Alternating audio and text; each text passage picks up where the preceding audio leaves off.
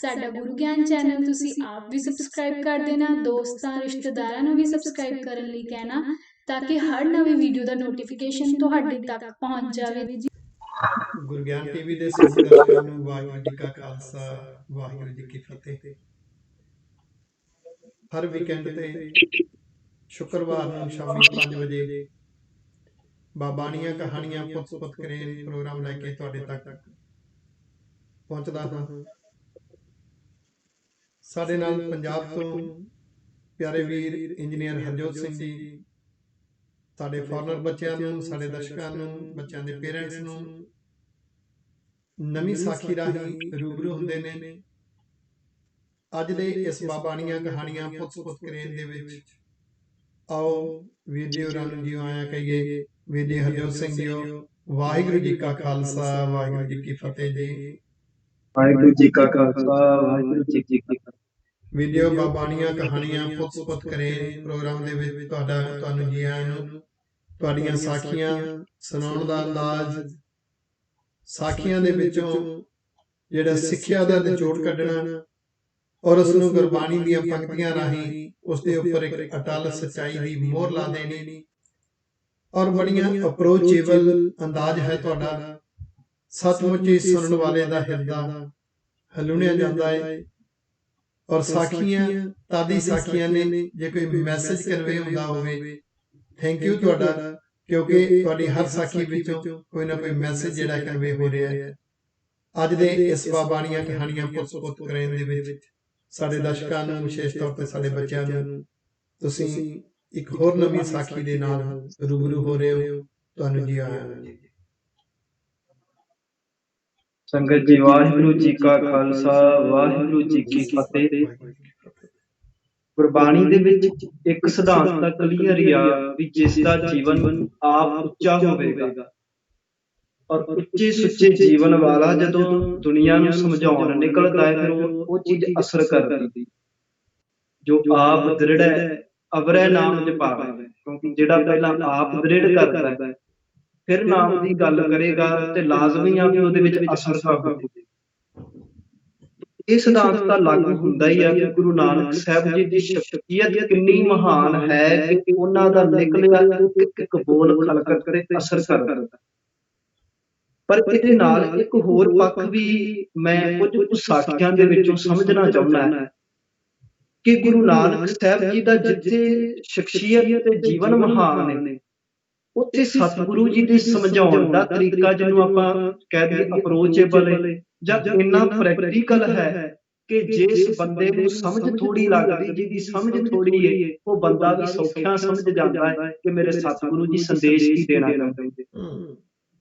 ਗੁਰੂ ਸਾਹਿਬ ਜੀ ਦੇ ਜੀਵਨ ਦੇ ਵਿੱਚ ਬੜੀਆਂ ਸਾਖੀਆਂ ਮਿਲਦੀਆਂ। ਸਤਿਗੁਰੂ ਜੀ ਨੇ ਦੂਰ ਦੂਰ ਜਾ ਕੇ ਖਲਕਤ ਨੂੰ ਸੰਦੇਸ਼ ਦਿੱਤੇ, ਸਮਝਾਉਣਾ ਕੀਤਾ। ਕਈ ਠੱਗਾਂ ਨੂੰ ਸੱਜਣ ਬਣਾਇਆ, ਚੋਰਾਂ ਨੂੰ ਗੁਰਸਿੱਖ ਬਣਾਇਆ, ਲੋਕਾਂ ਤੇ ਜ਼ੁਲਮ ਕਰਨ ਵਾਲਿਆਂ ਨੂੰ ਪਰਮਾਤਮਾ ਦੇ ਦਰ ਨਾਲ ਜੋੜਿਆ, ਭੁੱਲੇ ਭਟਕਿਆਂ ਨੂੰ ਸਹੀ ਰਸਤੇ ਤੇ ਪਾਇਆ। ਇਹਦੇ ਵਿੱਚ ਜਿਹੜਾ ਸਭ ਤੋਂ ਵੱਡਾ ਫੈਕਟਰ, ਜਿੱਥੇ ਉੱਚਾ ਜੀਵਨ ਸੀ, ਉੱਥੇ ਸਤਿਗੁਰੂ ਜੀ ਦੇ ਸਮਝਾਉਣ ਦਾ ਤਰੀਕਾ ਵੀ। ਕੋਈ ਵੀ ਸਾਖੀ ਆਪਾਂ ਪੜ੍ਹ ਲਈਏ ਪਰ ਸਤਿਗੁਰੂ ਜੀ ਦਾ ਇੱਕ ਅਨੋਖਾ ਹੀ ਤਰੀਕਾ ਮਿਲੇਗਾ ਖਲਕਤ ਨੂੰ ਸਮਝਾਉਣ। ਔਰ ਜਿੱਥੋਂ ਤੱਕ ਮੈਂ ਅਹਿਸਾਸ ਕੀਤਾ ਹੈ, ਸਤਿਗੁਰੂ ਜੀ ਦੇ ਤਰੀਕੇ ਦੇ ਵਿੱਚ ਦੋ ਚੀਜ਼ਾਂ ਬੜੀਆਂ ਜ਼ਰੂਰੀ ਦਿਖਦੀਆਂ, ਬੜੀਆਂ ਅਹਿਮੀਅਤ ਦੇ ਕੇ ਸਾਨੂੰ ਸਮਝਣੀਆਂ ਪੈਂਦੀਆਂ। ਪਹਿਲਾ ਤਰੀਕਾ ਕਿ ਸਤਿਗੁਰੂ ਜੀ ਨੇ ਕੁਝ ਵੀ ਸਮਝਾਉਣ ਲਈ ਇੱਕ ਪ੍ਰੈਕਟੀਕਲ ਸੀਨ ਰਚ ਦੇਣਾ, ਇਹੋ ਜਿਹਾ ਸੀਨ ਪੈਦਾ ਕਰਨਾ ਕਿ ਅਗਲੇ ਬੰਦੇ ਦੇ ਮਨ ਦੇ ਵਿੱਚ ਸਿੱਖਣ ਦੀ ਚੇਤਨਾ ਪੈਦਾ ਹੋ ਜਾਣੀ ਔਰ ਕਈਆਂ ਦੇ ਮਨ ਵਿੱਚ ਸਵਾਲ ਪੈਦਾ ਹੋ ਜਾਣਾ। ਹੁਣ ਇੱਕ ਗੱਲ ਤਾਂ ਪ੍ਰੈਕਟੀਕਲ ਕਰਨਾ ਔਰ ਦੂਜਾ ਅਗਲੇ ਦੇ ਮਨ ਦੇ ਵਿੱਚ ਸਵਾਲ ਪੈਦਾ ਕਰਨਾ, ਕਿਉਂਕਿ ਜਿੰਨੀ ਦੇਰ ਤੱਕ ਬੰਦੇ ਨੂੰ ਕੁਝ ਜਾਣਨ ਦੀ ਇੱਛਾ ਪੈਦਾ ਨਹੀਂ ਹੁੰਦੀ, ਕੁਝ ਸਵਾਲ ਨਹੀਂ ਉੱਠਦਾ, ਉਨੀ ਦੇਰ ਤੱਕ ਜਵਾਬ ਵੱਲ ਵੀ ਨਹੀਂ ਭੱਜਦੇ। ਕਈ ਵਾਰੀ ਕਈਆਂ ਦੀ ਨਾ ਇੱਛਾ ਨਹੀਂ ਹੁੰਦੀ ਸਿੱਖਣ ਦੀ, ਕੁਝ ਜਾਣਨ ਦੀ ਇੱਛਾ ਨਹੀਂ, ਅੰਦਰ ਕੋਈ ਸਵਾਲ ਨਹੀਂ, ਤੇ ਉਸ ਇਨਸਾਨ ਨੂੰ ਕੁਝ ਸਮਝਾਉਣ ਦਾ ਯਤਨ ਕਰਾਂਗੇ ਨਾ, ਉਸ ਬੰਦੇ ਨੇ ਸੀਰੀਅਸ ਹੀ ਨਹੀਂ ਲੈਣਾ, ਕਿਉਂਕਿ ਉਹਨੂੰ ਅਜੇ ਜਾਣਨ ਦੀ ਇੱਛਾ ਹੀ ਨਹੀਂ ਹੋਈ। ਤੇ ਜ਼ਬਰਦਸਤੀ ਉਹਨੂੰ ਜਾਣਕਾਰੀ ਦੇਵਾਂਗੇ, ਉਹਨੂੰ ਉਹਦੇ ਤੇ ਅਸਰ ਹੀ ਨਹੀਂ ਕਰਨਾ, ਉਹਨੇ ਕੰਸੰਟਰੇਟ ਹੀ ਨਹੀਂ ਕਰਨਾ, ਕਿਉਂਕਿ ਹਜੇ ਇੱਛਾ ਹੀ ਨਹੀਂ ਹੋਈ, ਜਾਣਨ ਦੀ ਸਵਾਲ ਹੀ ਨਹੀਂ ਉੱਠੇ। ਪਰ ਗੁਰੂ ਸਾਹਿਬ ਕੀ ਕਰਦੇ ਸੀ ਵੀ ਪਹਿਲਾਂ ਐਸਾ ਸੀਨ ਰਚਦੇ ਸੀ ਕਿ ਅਗਲੇ ਬੰਦੇ ਦੇ ਮਨ ਦੇ ਵਿੱਚ ਜਾਣਨ ਦੀ ਤੀਬਰ ਇੱਛਾ ਪੈਦਾ ਕਰ ਦਿੰਦੇ ਸੀ।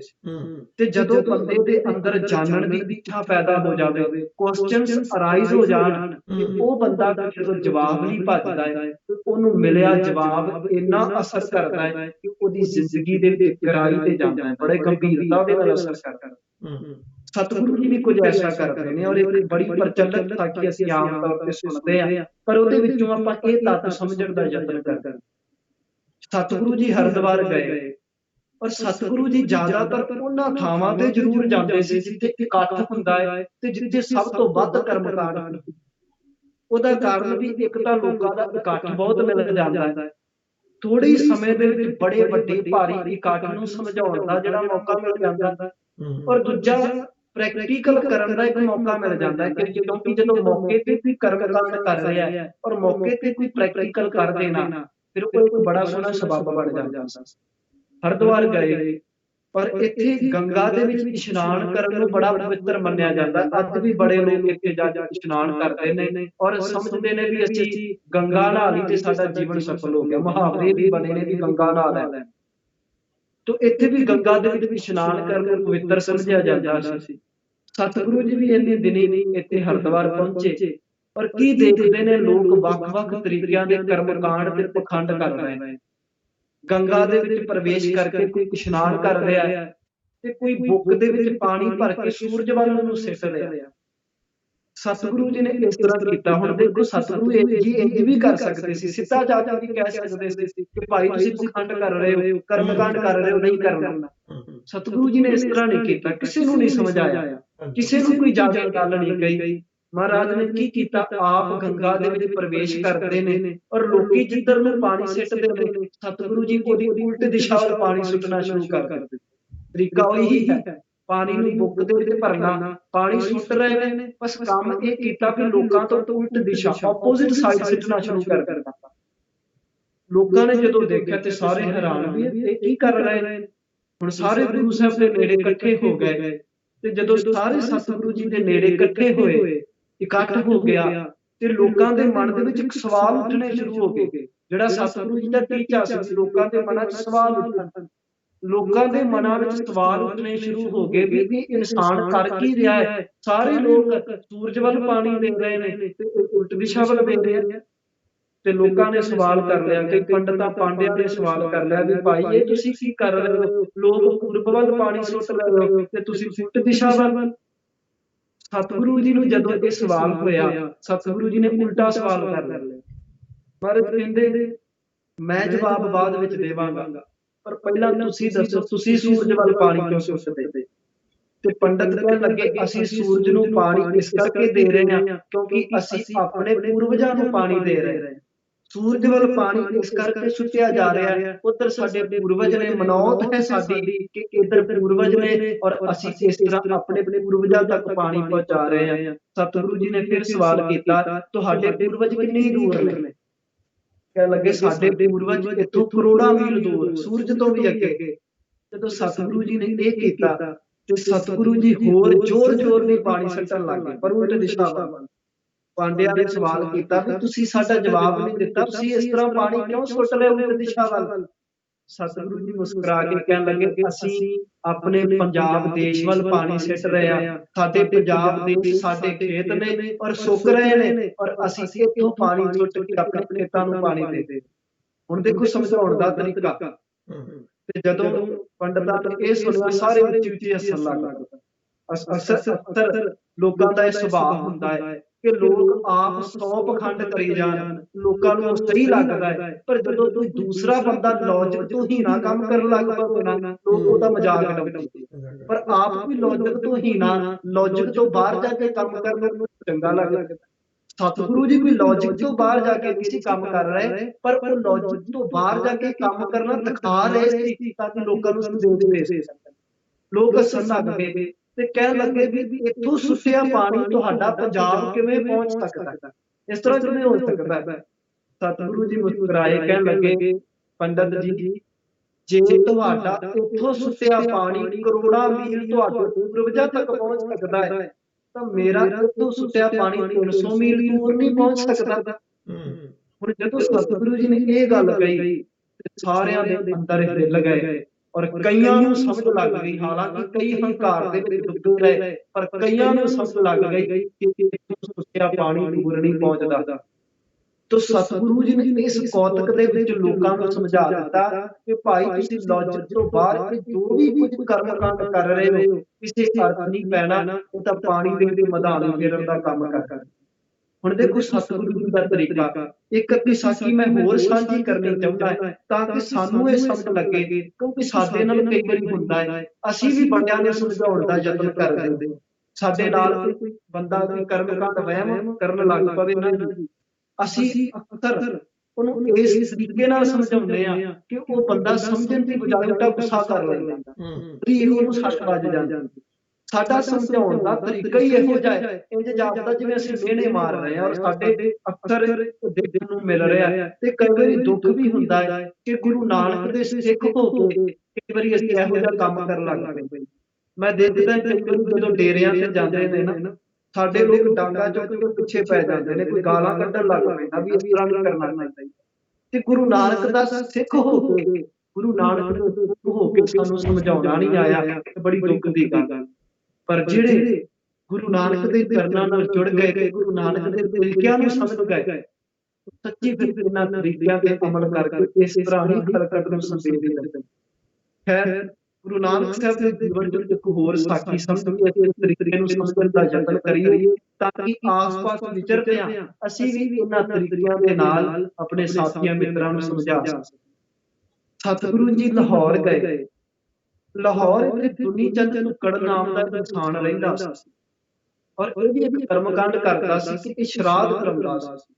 ਸ਼ਰਾਧ ਅਸਲ ਦੇ ਵਿੱਚ ਕੀ ਹੈ ਕਿ ਜਦੋਂ ਇਹਦੇ ਵੱਡੇ ਮਰ ਜਾਣ, ਵਡੇਰੇ ਮਰ ਜਾਣ ਤੇ ਵਡੇਰਿਆਂ ਦੇ ਲਈ ਇਹ ਸ਼ਰਾਧ ਕਰਾਉਂਦੇ ਨੇ, ਸਾਧੂਆਂ ਨੂੰ ਸੱਦ ਕੇ ਉਹਨਾਂ ਨੂੰ ਭੋਜਨ ਛਕਾਉਂਦੇ ਨੇ ਔਰ ਇਹ ਮੰਨਦੇ ਨੇ ਵੀ ਜਦੋਂ ਅਸੀਂ ਸਾਧੂ ਬ੍ਰਾਹਮਣਾਂ ਨੂੰ ਭੋਜਨ ਛਕਾਉਂਦੇ ਆ ਇਹ ਭੋਜਨ ਸਾਡੇ ਮਰ ਕੇ ਪੂਰਵਜਾਂ ਤੱਕ ਪਹੁੰਚੇਗਾ।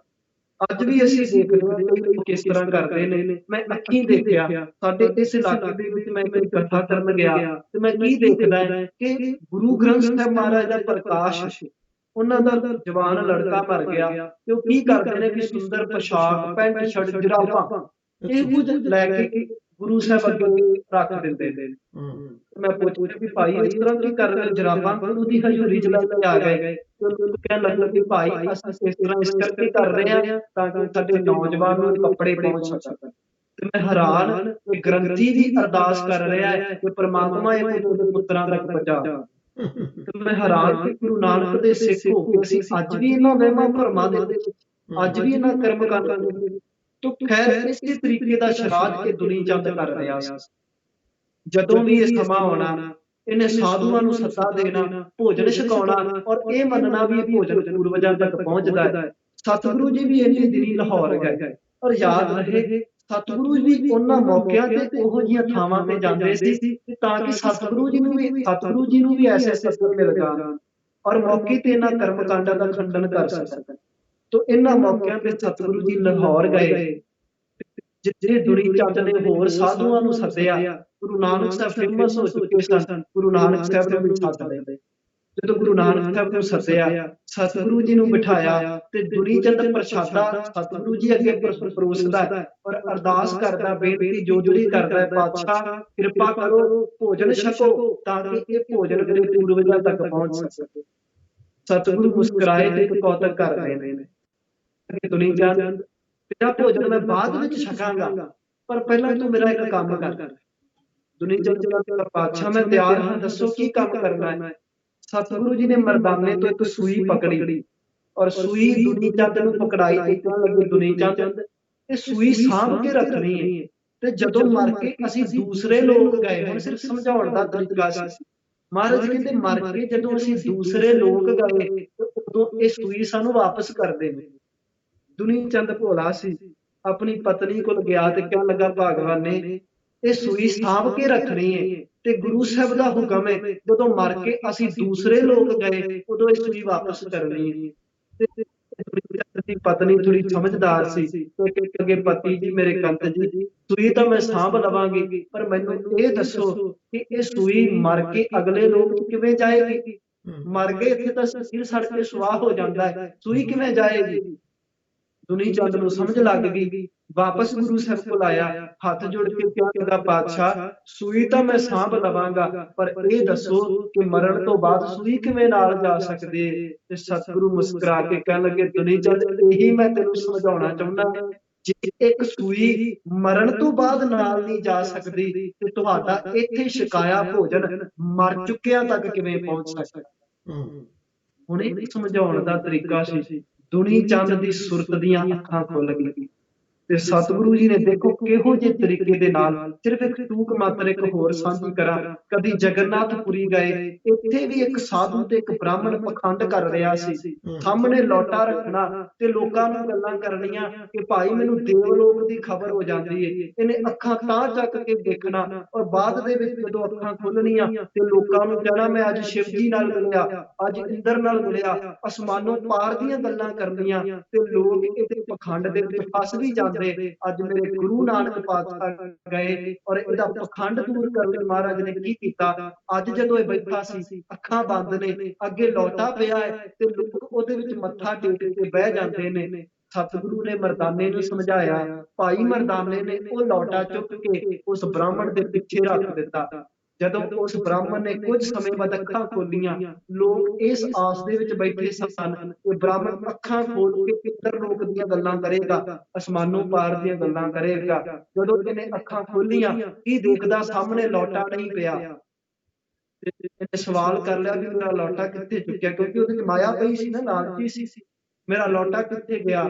ਤੇ ਗੁਰੂ ਸਾਹਿਬ ਨੇ ਉੱਥੇ ਮੁਸਕਰਾ ਕੇ ਕਿਹਾ ਕਿ ਜਿਹੜਾ ਬੰਦਾ ਅਸਮਾਨੋਂ ਪਾਰ ਦੀਆਂ ਗੱਲਾਂ ਕਰ ਰਿਹਾ ਹੈ, ਆਪਣੀ ਪਿੱਛੇ ਪਏ ਲੋਟੇ ਦਾ ਪਤਾ ਨਹੀਂ।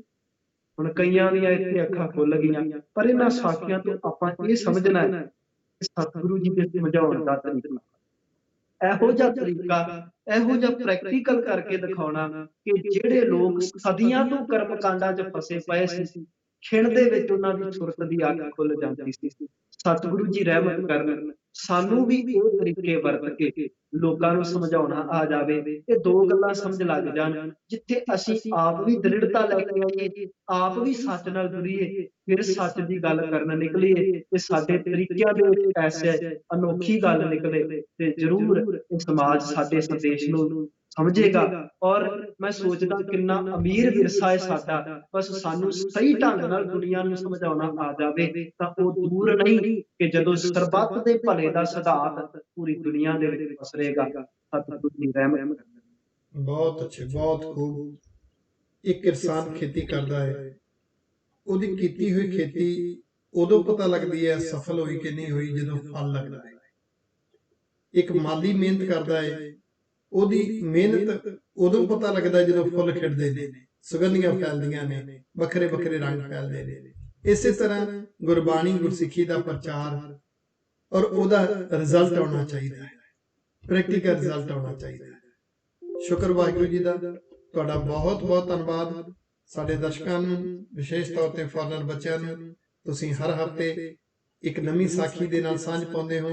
ਅੱਜ ਤੁਸੀਂ ਗੁਰੂ ਪਾਤਸ਼ਾਹ ਦੇ ਕੀਤੇ ਹੋਏ 3 ਕੌਤਕ, ਯਾਨੀ 3 ਛੋਟੀਆਂ ਛੋਟੀਆਂ ਸਾਖੀਆਂ ਦੇ ਵਿੱਚੋਂ ਨਿਚੋੜ ਕੱਢ ਕੇ ਬਹੁਤ ਸੋਹਣਾ ਇੱਕ ਸੰਦੇਸ਼ ਦਿੱਤਾ ਹੈ ਕਿ ਅਸੀਂ ਜਿਤਨੇ ਵੀ ਪਰਉਪਕਾਰ ਦੇ ਕੰਮ ਕਰਦੇ ਹਾਂ, ਉਹਦਾ ਕੌਮ ਦੇ ਭਲੇ ਲਈ ਕੋਈ ਨਾ ਕੋਈ ਪ੍ਰੈਕਟੀਕਲ ਰਿਜ਼ਲਟ ਆਉਣਾ ਚਾਹੀਦਾ ਹੈ। ਸਤਿਗੁਰੂ ਰਹਿਮਤ ਕਰਨ। ਇੱਥੇ ਮੈਂ ਸਾਰੇ ਬੱਚਿਆਂ ਨੂੰ ਇੱਕ ਬੇਨਤੀ ਕਰਾਂਗਾ ਕਿ ਕੋਸ਼ਿਸ਼ ਕਰੋ ਜ਼ਿੰਦਗੀ ਦੇ ਵਿੱਚ ਤੁਸੀਂ ਐਕਸਪਰਟ ਬਣੋ, ਆਈਕਨ ਬਣੋ, ਆਪਣੇ ਕੰਮ ਵਿੱਚ ਨਿਪੁੰਨ ਹੋਵੋ, ਇਮਾਨਦਾਰੀ ਨਾਲ ਕਰੋ, ਹਾਈਐਸਟ ਲੈਵਲ ਦੀ ਐਜੂਕੇਸ਼ਨ, ਹਾਈਐਸਟ ਰੈਂਕ ਤੇ ਪਹੁੰਚੋ।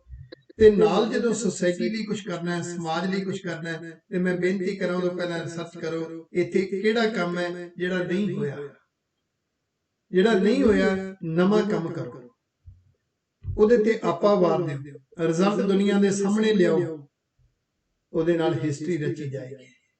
ਇਹ ਸ਼ੁਭ ਅਮਲ ਬਣੇਗਾ। ਇਹ ਇੱਕ ਤੁਹਾਡੀ ਕੀਤੀ ਹੋਈ ਕਮਾਈ ਬਣੇਗੀ। ਸਤਿਗੁਰੂ ਰਹਿਮਤ ਕਰਨ। ਵੀਰ ਜੀ ਹਰਜੋਤ ਸਿੰਘ ਜੀ, ਤੁਹਾਡਾ ਬਹੁਤ ਬਹੁਤ ਧੰਨਵਾਦ।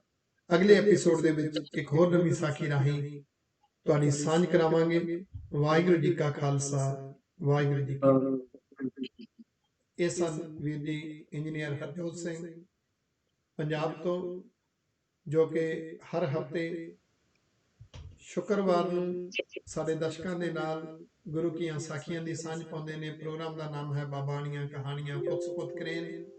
ਇਹ ਤੋਂ ਇਲਾਵਾ ਐਤਵਾਰ ਨੂੰ ਸਿੱਖੀ ਦੀ ਬਗੀਚੀ ਨਾਮ ਦਾ ਪ੍ਰੋਗਰਾਮ ਚੱਲਦਾ ਹੈ, ਜਿਸ ਵਿੱਚ ਬੱਚਿਆਂ ਦੀ ਪ੍ਰਤਿਭਾ ਉਭਾਰਨ ਵਾਸਤੇ ਉਹਨਾਂ ਦੇ ਟੈਲੈਂਟ ਨੂੰ ਅਸੀਂ ਦਰਸ਼ਕਾਂ ਦੇ ਰੂਬਰੂ ਕਰਦੇ ਹਾਂ। ਤੁਹਾਡੇ ਕਿਸੇ ਦਾ ਵੀ ਬੱਚਾ ਕੀਰਤਨ ਕਰ ਸਕਦਾ ਹੈ, ਅਗਰ ਲੈਕਚਰ ਕਰਦਾ ਹੈ, ਕਵਿਤਾ ਗਾਉਂਦਾ ਹੈ, ਕੋਈ ਧਾਰਮਿਕ ਸੌਂਗ ਗਾਉਂਦਾ ਹੈ, ਤਾਂ ਉਹਦਾ ਜੋ ਟੈਲੈਂਟ ਹੈ ਉਹ ਸਾਡੇ ਨਾਲ ਆਨਲਾਈਨ ਘਰ ਬੈਠਿਆਂ ਤੁਸੀਂ ਆਨਲਾਈਨ ਆ ਸਕਦੇ ਹੋ। ਅਸੀਂ ਦਰਸ਼ਕਾਂ ਦੇ ਰੂਬਰੂ ਕਰਵਾਵਾਂਗੇ। ਇਹ ਸਾਰੇ ਪ੍ਰੋਗਰਾਮ ਬਿਲਕੁਲ ਫ੍ਰੀ ਚੱਲ ਰਹੇ ਨੇ, ਇਹਦੇ ਕੋਈ ਵੀ ਚਾਰजेस ਨਹੀਂ ਹੈ। ਸਤਿਗੁਰੂ ਕਿਰਪਾ ਕਰਨ। ਬੱਚੇ ਬੜੀ ਸ਼ਿੱਦਤ ਨਾਲ ਉਡੀਕਦੇ ਨੇ, ਪੇਰੈਂਟਸ ਉਡੀਕਦੇ ਨੇ। ਬਾਬਾਣੀਆਂ ਕਹਾਣੀਆਂ ਪੁੱਤ ਕਰੇਨ ਇਸ ਪ੍ਰੋਗਰਾਮ ਨੂੰ ਦੇਖਣ ਵਾਸਤੇ ਅਸੀਂ ਅਗਲੇ ਹਫ਼ਤੇ ਵੀਰ ਜੀ ਇੰਜੀਨੀਅਰ ਹਰਜੋਤ ਸਿੰਘ ਜੀ ਹੋਰਾਂ ਦੀ ਮਦਦ ਦੇ ਨਾਲ ਇੱਕ ਨਵੀਂ ਸਾਖੀ ਰਾਹੀਂ ਫਿਰ ਤੁਹਾਡੇ ਤੱਕ ਪਹੁੰਚਾਂਗੇ। ਤਦ ਤੱਕ ਲਈ ਗੁਰੂ ਫਤਿਹ ਜੀ। ਵਾਹਿਗੁਰੂ ਜੀ ਕਾ ਖਾਲਸਾ, ਵਾਹਿਗੁਰੂ ਜੀ ਕੀ ਫਤਿਹ।